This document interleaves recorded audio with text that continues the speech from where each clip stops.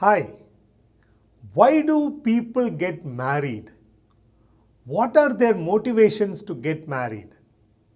What are their expectations from marriage? And what is the criteria they use in choosing a spouse? Welcome to Mindscape Matters, a channel to discuss mental health and more. I am Dr. Mohan Raj, a consultant psychiatrist based in Chennai, and I'll be with you as we explore this wonderful landscape together. The reasons and motivations vary from person to person. If you do a survey with the above questions, you will get a variety of answers. Simple answers like everyone gets married, that's why I would also marry, or what will people say if I don't get married? To sometimes deeply philosophical or romantic answers. In most countries, if somebody wants to get married, they should start looking out for suitable partners, date them, and also try to impress them. Whereas in India, the situation is very different.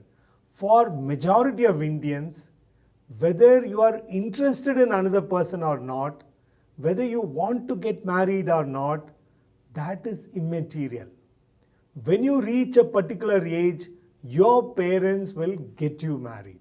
And parents also decide the criteria on which a bride or groom is selected. The reasons for getting married have been different at different points of time in history.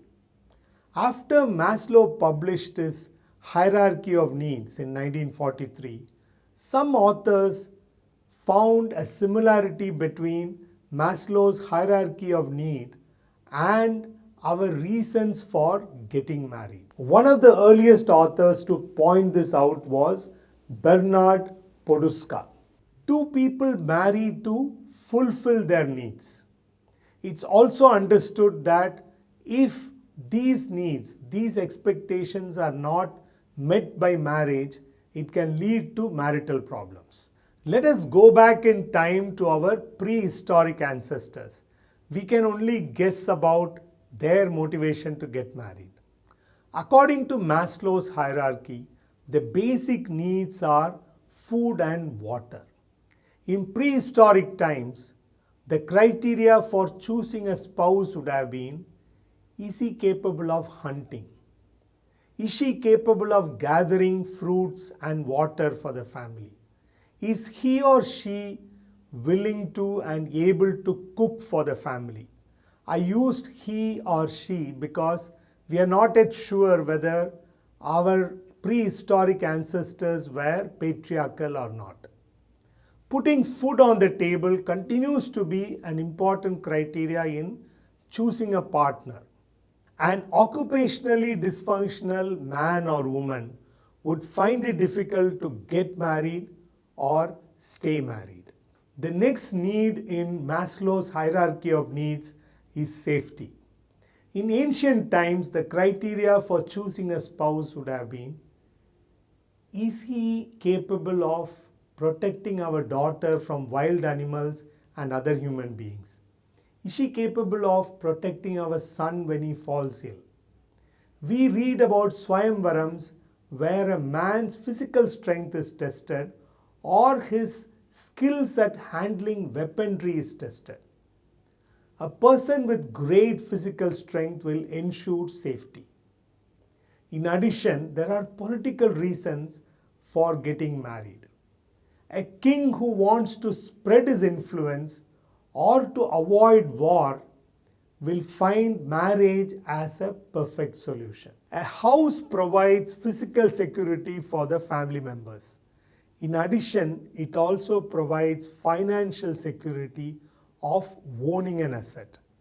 Most parents and youngsters would like to see whether a prospective bride or a groom's family owned their house and also whether they are wealthy. You must have heard about parents talking about the prospective bride or groom's family. They have a large house. They have lot of lands. They have enough wealth to last for 7 generations. I'm not sure where this math of 7 generations came from. I'm not sure whether they are factored in inflation. Marrying for this reason, that is, to inherit wealth, is sadly present even to this day. When there are 4 to 5 potential brides, parents and boys will make a decision based on who is offering maximum dowry.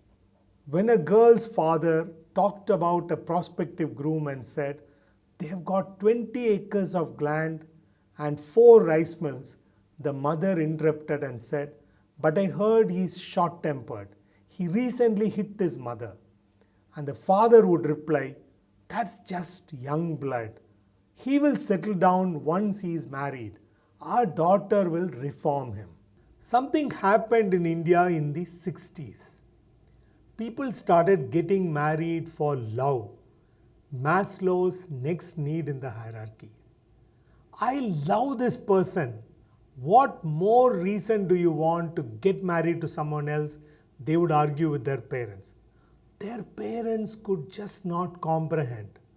Parents who could look at only basic needs, material needs, and safety and financial security could not understand why their son or daughter is foolish enough to marry someone for this thing called love. What is love worth? Can love buy you a vegetable? They would argue with their children. In most countries, marrying for love started a few decades before India. India had to wait till 60s because we had an independence struggle to deal with. In India, marrying for love is opposed by parents not only because of basic needs and economic issues, they also were opposing it on the basis of esteem needs. For many youngsters, the word status might mean their status update on social media. But in the Indian marital landscape, the word status has a different meaning. It denotes their socio-economic status. Parents will not want their children to marry to someone who they think are lower down in socio-economic status. Parents are not averse to their children marrying somebody who is belonging to a higher socio-economic group because their self-esteem needs also will be going up through marriage. In India, apart from financial factors, people consider many other factors also as satisfying their esteem needs. There are groups of people who consider that their caste is superior to that of others and they want their children to marry only within the caste. If children want to marry somebody who is considered to be of a lower caste, it is seen as a fall from esteem. What will people think about our family? What will happen to our family's prestige? Are some of the questions that parents will ask their children in an effort to persuade them to change their mind. The conflict between youngsters who want to get married for love and parents who oppose it on the basis of financial, caste, religion or other factors have been a recurring theme in novels and movies in the 70s and 80s. Some parents want to sustain their status through their children or through their children's marriage. Officers of the Central Civil Services want their children to pursue UPSC and become officers. If a daughter is unwilling to pursue UPSC, the parents would say, then you should get married to an IAS or IPS officer, thus maintaining the family status.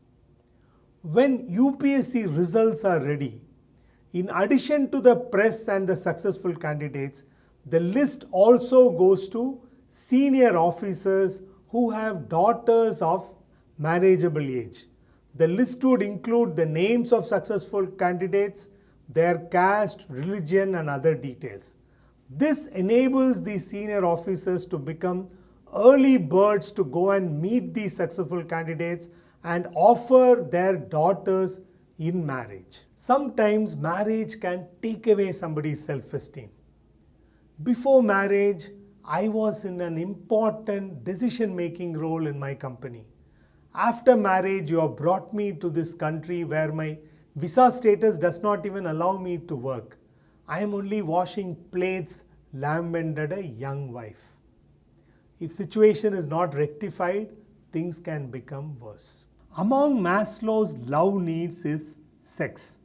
If somebody is getting married only to get sex, it can lead to a lot of problems. Sex is part of marriage and it signifies the union of both their minds and bodies. Nowadays, we see couples who get married not for any of the reasons we discussed so far. They say, I can take care of my basic needs, I can take care of my financial security, I have my parents and siblings to love me. What I want from my spouse is to understand my potential and help me to reach my full potential. My spouse should bring out the best in me. In other words, they are saying that their spouse should help them self-actualize. This is a huge expectation, but the good news is some spouses are actually able to live up to it. We looked at how historically the expectation from marriage have changed over time. Though the expectation to fulfill basic material and financial needs are still there, it's gratifying to see that more people are getting married for their growth needs. If a spouse is not able to fulfill these needs, this will lead to marital discord. So when a couple come for marital therapy, all the above that we discussed become relevant. Now, what do you think is the reason to get married? Thank you for watching this video. If you like this video, please tell 4 of your friends.